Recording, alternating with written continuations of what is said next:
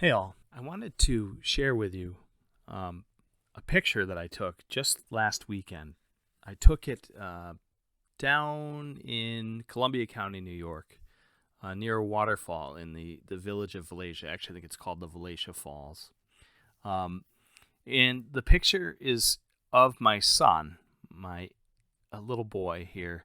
It's hard to tell, but he's airborne right now. He's playing around in the mist.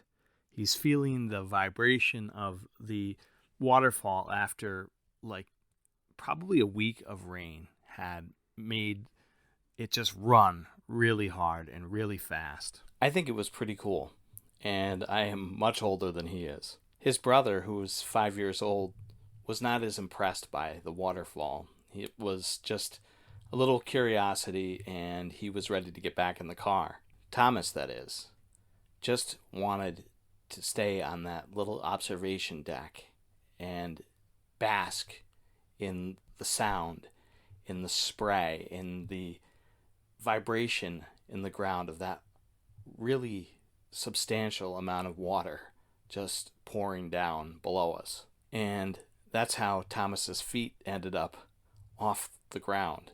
He was just so excited, and he had to do what we call the stimmy. He had to do his dance. He was really happy.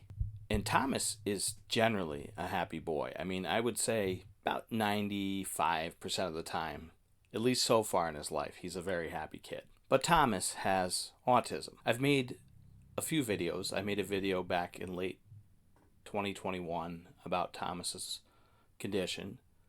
And since then, I've learned a lot more about autism.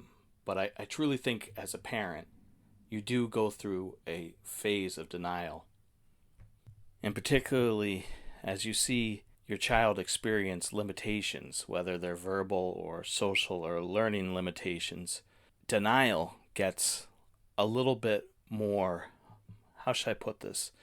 It gets a little stronger, or at least the urge to denial does. You want to imagine that everything will go smoothly. You want to imagine that everything will fix itself.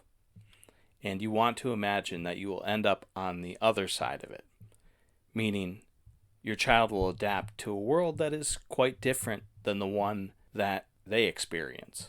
And maybe that does happen. We all hear stories of people who can overcome obstacles. And there are people who are in adulthood who realize that they have autism. And there are even some people who were more profoundly affected by autism who, for some reason or another, were able to adapt to the world better, to develop independence, to hold a job, to own property, to start a family.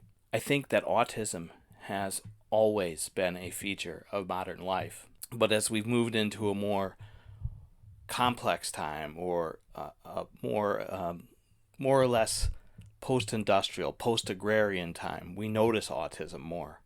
There wasn't even a diagnosis, or classification rather, of autism until about the 1930s, and even decades after that, there were many arguments about what constituted autism.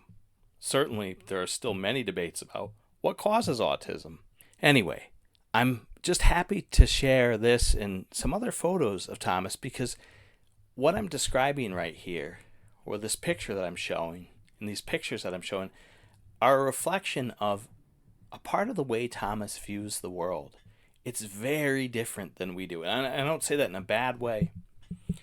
It's just Thomas is excited by things that are not necessarily accessible to me. But I'm always interested nowadays when I see him so excited by something.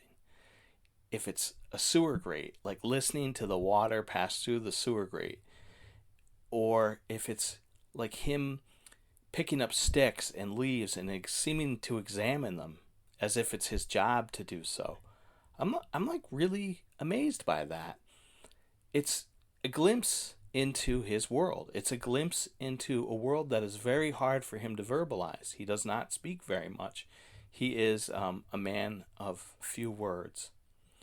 But it was so nice to see him on this Saturday morning there in Valatia, enjoying that spray, enjoying the rush of water below him, enjoying the feeling of the ground moving. It was a sensory experience. I noticed it, but it seemed to resonate inside him and to bring him such great joy. And so, despite his little brother's protestations, we lingered for a while there. We lingered and we looked at the muddy, nasty water, and it was churning around. And I wanted to stay as long as I could there to just see how happy he was and to see that smile on his face that means so much to me, that helps me to remember that I don't know how the story will end for him, certainly not for me, but it's okay for now, one day at a time. Well, I want to thank you for watching this video. Thank you very much, actually, if you watch any of my videos. I put a link in the bottom of a previous video that I did about Thomas and his journey with autism. Thank you. God bless you. I wish you the best.